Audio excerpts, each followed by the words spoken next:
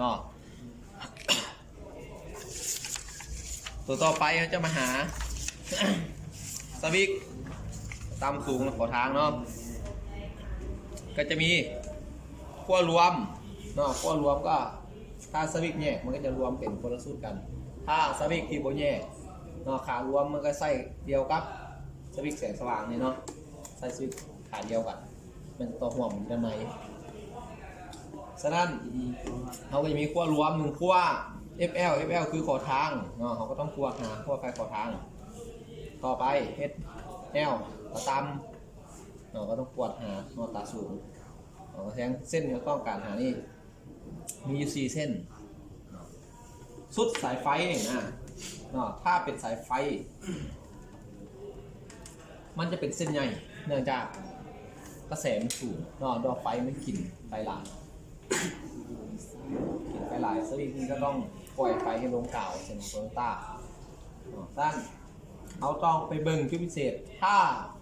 มันเป็นสายมันก็เป็นสายใหญ่เวลาเป็นปลั๊กแบบนี้ปลั๊กมันก็ต้องใหญ่เนาะขามันต้องใหญ่ฉะนั้นปุ๊บเซ็กสวิตช์เขาว่าอยู่ตำแหน่งต่ำเนาะเดี๋ยวนี้อยู่ตาต่ำเนาะบ่อยู่ตาต่ำปุ๊บเขาไปวัดเลยเนาะวัดกับวัด2วัดกับแต่ขั้วที่มันขามันใหญ่เนาะวัดปุ๊บเนาะมันดังบ่ดังปุ๊บเดี๋ยวนี้ขั้วที่10ดังเนาะ10ดังปุ๊บดังแล้วปุ๊บเขาก็โยกสวิตช์มาตาสูงแล้วกลัวสอบคืนนี่เพื่อหนึ่งว่ามันยังดังหรือว่ามีดไปหรือบ่ถ้ามีดไปก็คือเป็นเส้นที่เราต้องการหา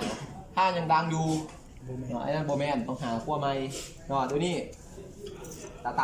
ำขั้วที่10บ่เขาก็เขียนใส่เนาะก็รวมเขาได้เนาะขาที่9ก็คือขาเมื่อกี้นี้เนาะตาตามปุ๊บขาที่10มันเองก็ซอกตาสูงเหมือนเนาะไปปุ๊บก็โคตรตาสูงเหมือนซอกขวดตาสูงไปเนี่ยไปปุ๊บเนาะโบดังเขาก็ง่ายไปเรื่อยๆเนาะง่ายไป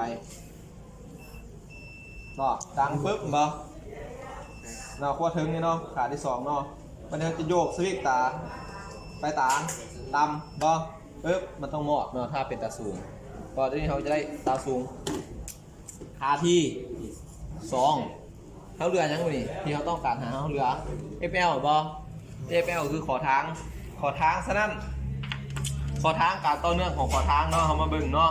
มันจะต่อเนื่องทั้งขั้วรวมทั้งขั้วขอทางทั้งตาสูงฉะนั้นถ้าเขาจับขั้วรวมไว้ห้ามมาวัดตาสูงเนาะให้วัดขั้วที่เหลือเนาะให้วัดขั้วที่เหลือก็คือกดปุ๊บเนาะกดขอทางขึ้นมาเนาะกดข้างไว้เนาะถ้าปล่อยมันกลับไปตำแหน่งตะตำเรากดข้างไว้ปุ๊บวัดหาขั้ว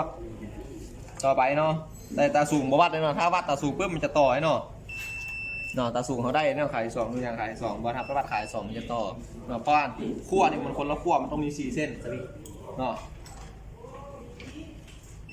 ปึ๊บบอขาที่1บอมาดังนี่เนาะปล่อยปึ๊บมันหมอดบอมันหมอดแสดงว่าขอทางเขาก็คือขาที่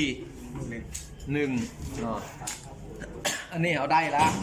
เนาะสวิกเนี่ยได้แล้ว